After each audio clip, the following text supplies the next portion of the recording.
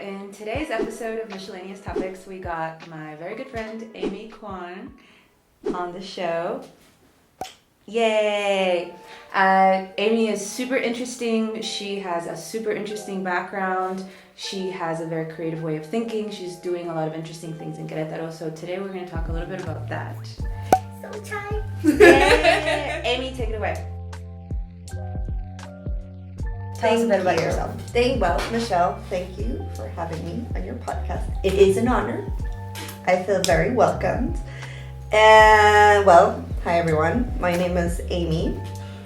I was born and raised in Switzerland. And my parents are South Korean. And I moved to Mexico, Querétaro, 1 year ago.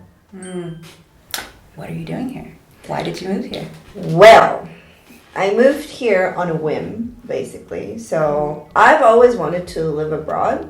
I've never left. I guess North Americans have more the experience of going to college abroad or going to a different state, for instance.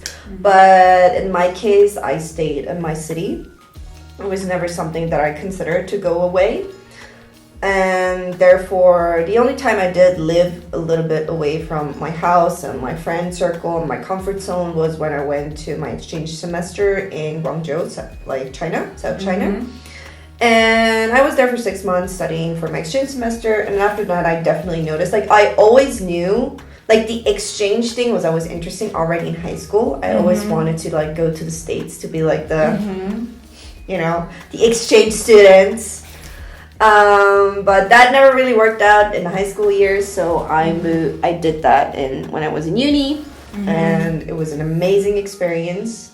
And after that, I knew that it just kept solidifying the fact that I had to get out of my comfort zone at one point from Europe.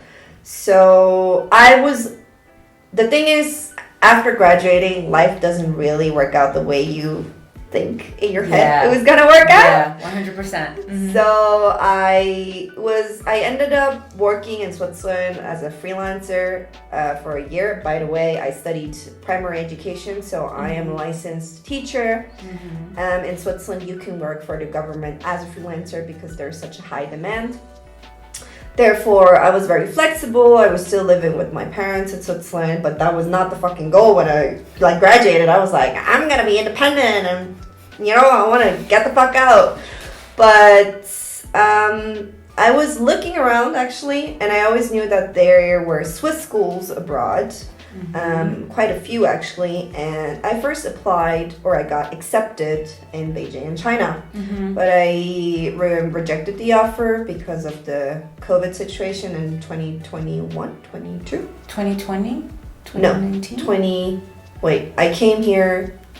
What is it right now? 2020? We're in 2023, girl. Oh, yeah, Where you at? 2022. In 2022, at the beginning of January 2022, the COVID situation in Beijing was not stable. Therefore, I rejected the offer to go. And funny enough, usually the recruitment for these Swiss international schools, they happen in January or February. And I had all the paperwork ready, and at the end of May last year, suddenly on the government website, I see Querétaro, Mexico, 3rd, 4th grade head teacher. I'm like, who the fuck? I'm sorry for cussing, but which Swiss government enterprise recruits in 2 months before school starts? So I would just look into it and really super spontaneously, because I had the paperwork, I applied. And that's how I ended up here in Mexico. One of the things that I notice about you is that you're very passionate about how, I believe your love language is food. I've been to your house twice. I am the feeder. She is the feeder. She is the feeder. Sometimes I'm like, I don't know if I deserve all this love. But she is, you're an amazing cook. You have a very nice presentation of how you like your food to be, and you make your cocktails, and you have a specific vision, you aesthetic. Everything that you do is also very aesthetic when it comes to food. Were you always like this, or is this something that you developed later, like more recently, or have you always loved that restaurant vibe and food and beverage? Well, first of all, I grew up around it. I think that was the main thing. And this is only something that I started realizing in like the past 2-3 years. I grew up in the restaurant, around the restaurant industry because in Korea, no, not in Korea, sorry, in Switzerland, most of the Koreans, they all know each other, and that was because they are somehow tied to Protestantism, or the Protestant church and the Catholic church. What? Religion. Okay. So basically, for a lot of Koreans back in the 80s and 90s, religion was the only way to survive as a community. Okay. If you're living abroad. And churches were the easiest gateway to that. Okay. So basically, almost every Sunday after church, we had church at 3 p.m. We would have Korean dinners, like massive dinners. Everybody would get fed. And they would go home. And that would happen all 2 weeks, every 2 weeks, like every second Sunday. But around that, they were restaurant owners, older ladies or families that had small Korean restaurants in the cities, and we all knew each other. I would spend days in those restaurants, like running around, playing. That was like home ground. If I ever wanted to eat something, I would go. And back in those days, in the early 2000s, they would have to bring Korean chefs from Korea to Switzerland because there weren't people who would get trained for that. There was no system put in place. Now it's a bit easier in that sense because there is more people interested in Korean food or whatnot. But the thing is, Korean food, you really have to learn it from a Korean person. Yeah, 100%. Yeah. So I grew up in that industry, and I knew a lot of people. Food was love language. I mean, we all know the theory. Asian parents, when they fuck up, what do they give you? Cut fruits. That is their way of saying sorry. You don't know how many cut fruits, pears and apples and whatever I had. Trust me. It's like, it's such a cliche, but Asian parents are a bit like withholding with love at times. So especially when they have to apologize, when they know they fucked up, it's fruits. Yeah. For me it was dumplings, but yes. Yeah, I have fruit. It was definitely fruit for sure. Or like also trying to express love. It's just like them bringing you food.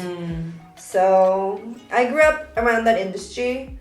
And then later, I guess, although I did grow up in Europe, and my parents are like liberal in some senses, they're still very conservative. You have to imagine they left South Korea in 1980s, like late 80s, and their mindset sort of stopped there. Yeah, okay. So they were very conservative in some senses. For instance, for them, academics was the most important thing.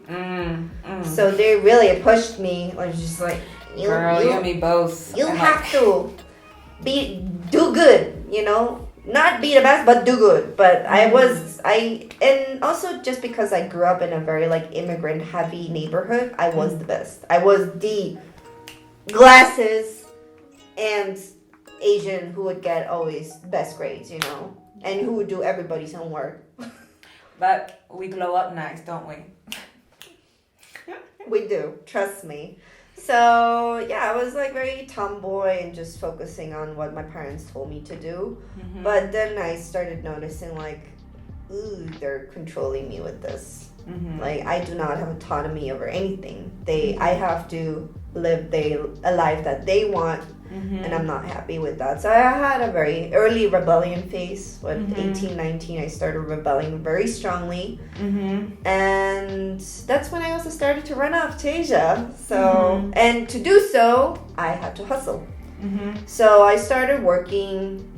I already worked a little bit always as a student, but I started like really working in gastronomy. Okay. So I was a server. I was running around every fucking while my friends in their 20s were partying or doing stuff. I don't know, just living like the typical uni life.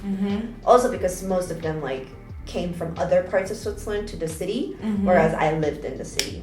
Okay. So while everybody was partying and doing their student stuff, I was hustling plates Friday, Saturday, running around like a crazy girl, and I was hustling plates, and I also did it because I had to, because of uni. So if you want to become a teacher in Switzerland, because it's a very... I don't believe it's that, but they make it sound like once you're a teacher, you're always a teacher. But they want you to have other job experiences before you finish the degree. So it was mandatory for me to have 3 months of full-time work experience in a different field before finishing my teaching degree. That's interesting. Yes. So I worked at the restaurant for over 1.5 years every weekend, like as a part-time, but that accumulates into 3 months and like 1 year basically. And that would give me good money. Yeah. It was still like low wage in that sense because I didn't have formal training or anything, but it was a very nice, like it is a very well-known hospitality group in Switzerland. And the brothers who were running that, they had it was actually funny enough, I was working at a Texan smoked barbecue restaurant. I was about to ask you that. I was like, do you remember what restaurant it was? I smelled like fucking brisket and ribs every night I walked out of that thing. It's not a terrible thing to smell like. By the way, that's where, thank you guys from Funmat Hospitality, shout out to you guys, but that's where I learned about mezcal. So they had a really nice bar, really nice heavily stocked bar, and that's where I first got to know about mezcal and how I developed some like interest in like liquors and spirits. And it just like from there onwards, if you work in that industry, you get it or you don't. And I started seeing things differently from the industry, or like as a consumer and as a worker. So when I go to restaurants, I know how hard it can be or how hard it can get at like peak hours are mad, you know? So it's a very unforgiving industry in that sense because they're chefs, they're workers. It's a whole ecosystem. You're serving food. Nowadays, it is very like it's also the easiest industry to capitalize on. So you could get used very easily as well and treated very badly. But I had a very nice experience. It was very different from what I knew. I learned a lot of social skills. And from there onward, I just started going into that direction, into hospitality in a more like leisure way.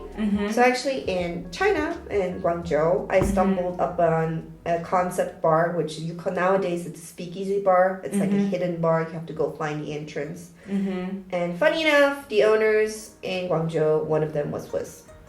So I was like, destiny. Yeah, I was like, how big are the odds that I meet someone in South China when I'm in like early 20s and he's from like the French part, but I was like, what? That is so odd. So, and shout out to Bastien, Hope and Sesame, love you guys. My favorite bar in the world. Always recommend, always keep talking. It's been almost 5-6 years. What's it called again? Hope and Sesame. Hope and Sesame. Yes, in Guangzhou.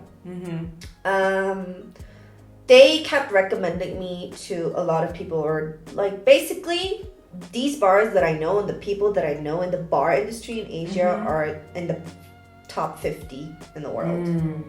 And they're amazing people, so talented, innovative, hospitable. It's just its own world. And if you're in it, you love it. If you don't, you're either get dragged into it by someone who knows like me, or you just know it from the outside. Get the fuck out of the kitchen, basically. Yeah, or the bar. Or the bar. Yeah, so, yeah, that's how I have huge love for hospitality, and I think hospitality is bigger. It's not just serving food, serving drinks. It's a community. It's having similar visions, and just hospitality is a very selfish act of love. Let's sit on that for a second. Hospitality is a selfish act of love. Break that down for me. What does that mean to you? So it feels really nice to do things for people. And if they like it, it feels even greater. So if that can be my job, making other people feel great about what they're experiencing, then and I got paid, done deal. And yeah, it's just like, hospitality is very colorful. There's no rules to this, you know? So like service itself is very black and white. You serve, you give the food, you receive it, you pay, it's done. But hospitality is like super colorful. There are so many things around that you can do. You can completely overextend and be unreasonable if you want to. And I want that to be part of my life. That's why I'm starting a coffee shop here in Queretaro. Yeah. So, I just want to be unreasonable and be hospitable to people and meet people through that as well from here, you know? One thing I've always noticed about you is your passion for community as well. Like I see food as a way of bringing people together, but also you, one of the places that you still won't shut up about, and now I'm like, okay, maybe I should go there too, is Hércules. Nearby, you go to nearly all of their events, you know the owners really well and everything, and the way that you talk about that space, I always saw it as a bar or just like someplace a beer garden, right? Yeah. But the way that you talked about it really made me see it a different way, because I was like, okay, so it's a community space. Could you tell me a little bit more about how you see establishments versus like a regular consumer like me? Well, let me bring you into this term from urban planning or urban city planning. So there are these three terms called first, second, and third spaces, or like spaces. Basically, I hate this word. So first space. These spaces are where a human being spends most of their time in. So the first space naturally is their home, where you sleep, you eat, you take care of yourself. It's your safe spot. Second space is where you spend Second space is the space where you spend the most time besides from home, which mostly for most people is work. And then the third space is places anywhere where you do not have to, or where you can go and spend your leisure time. Preferably, it would be nice, because also of COVID, if you notice, third spaces should be accessible and not over capitalistic. So somewhere where you can just go and spend your time besides your home and besides work. That doesn't cost too much. Yes. That would be the nice thing, technically, in that sense. But we live in a capitalistic world. It's almost inevitable. Most of the times, if you do go into a third space, it is almost expected for you to consume or over-consume in that space. Hence, let's go back. Why I like Hércules. So Hércules is a very well-known beer brand in Mexico. And the production of the beer takes place in Hércules Jardín, which is more offset, and it used to be a big old textile fabric, and they repurposed the whole area because it was run down, nobody was using it, and they repurposed that. And now there isn't just a beer garden, there's multiple small shops, galleries, office spaces. So it is a second space. It is a second space. And the second space is built in a way that the people who are there, who come from the outside a bit further, they can work there and then after spend their time there without having to actually go away. So it's this natural transition from a second space to a third space. And they made things for the people who come or their workers so accessible in the sense that most of the things are for free. Cultural events like open air cinema, baile social, social dancing. On Wednesdays, I'll be there if you want to be. Look for the Asian girl that's running around. And also just music events. Everything there is for free. And you don't have to consume. Oh, it's recommended, but it's not like... Yes. They do pump up the prices, just saying, for the beer, just to be aware. They do, obviously, some type of profit is, like, inevitably, there are also a company, they need capital.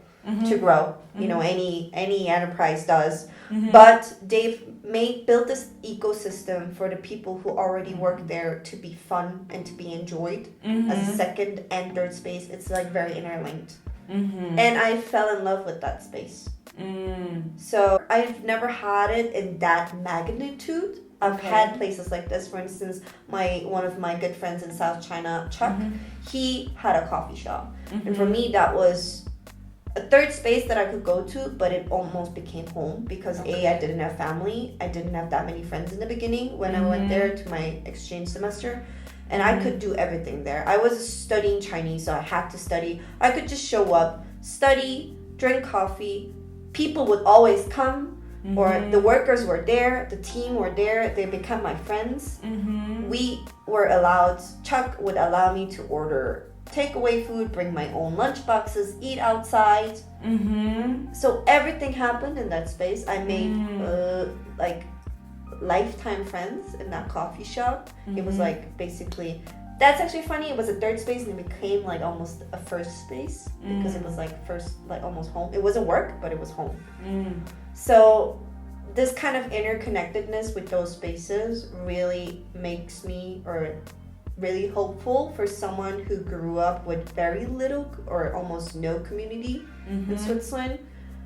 Gives me hope that there is more possibility in that sense for people to find a place where they belong.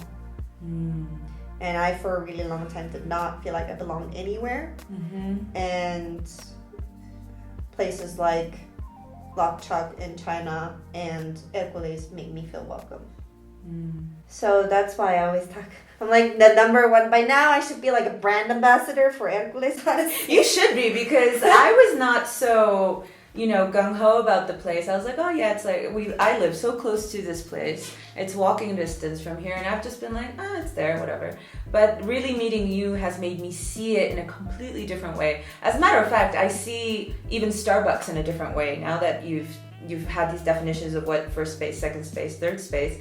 And what I'm hearing from you is that what makes a third space really unique is that it begins to blur the lines between first space and third first all space, three spaces. All three spaces, and that's where really the love and the community begins to grow. So that's super cool. That's something I would say that my one key takeaway from you as Amy, what you have brought into my life is that I'm like, wow, I can really begin to see spaces in a very, very different way.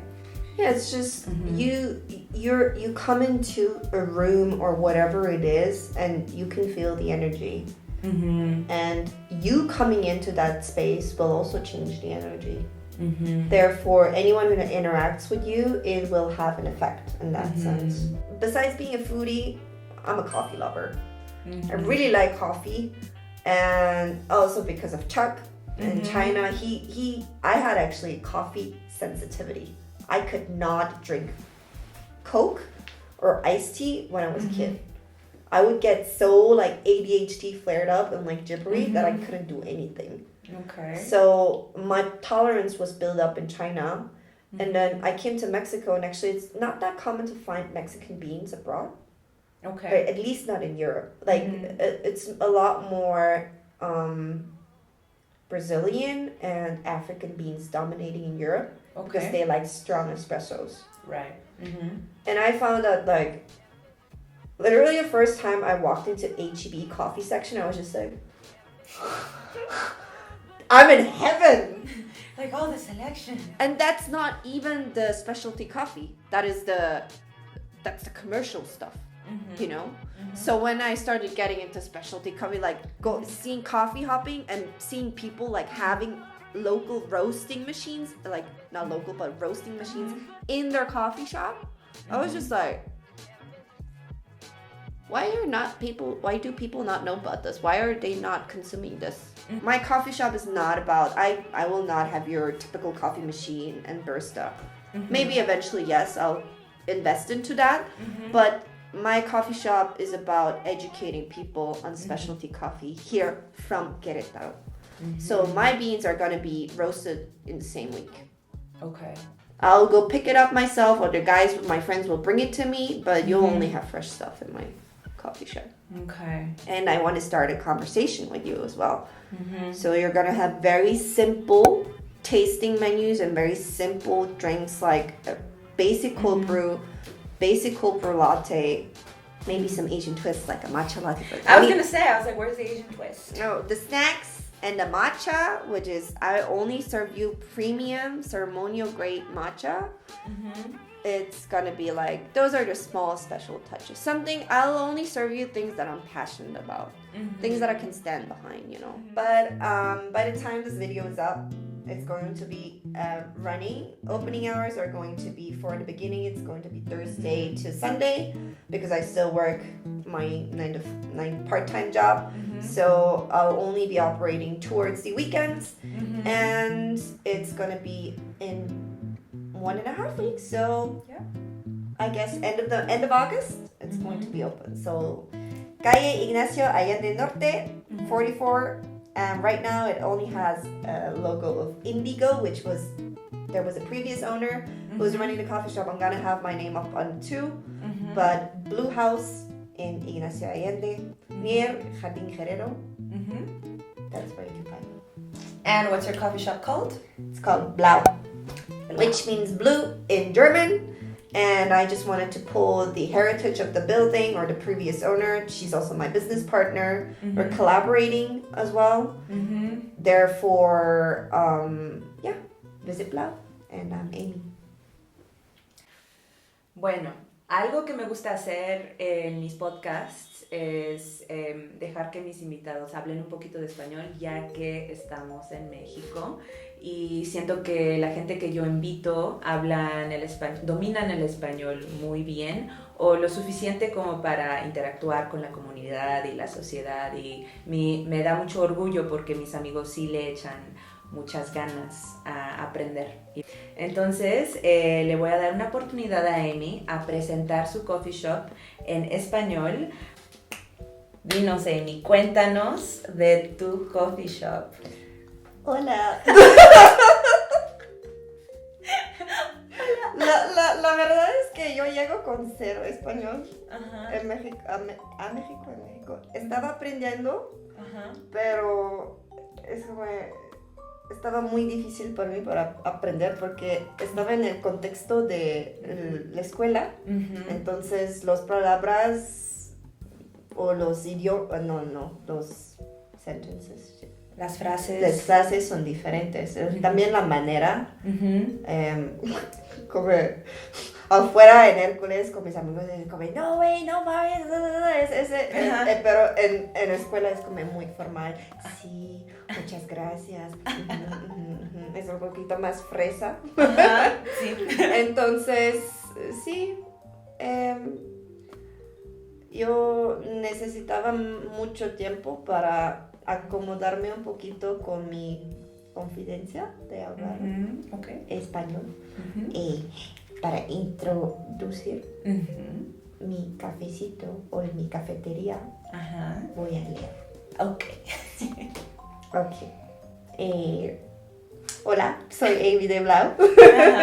Es en una cafetería. Estamos ubicados en el corazón del Centro histórico de Santiago de QRO. La misión de Blau es dar la bienvenida, educar, conectar y brindar una hospitalidad irrazonable a través del café mexicano local de alta calidad. Sí. Y somos abierto, transcultural, y es para dar una experiencia de café y de cultura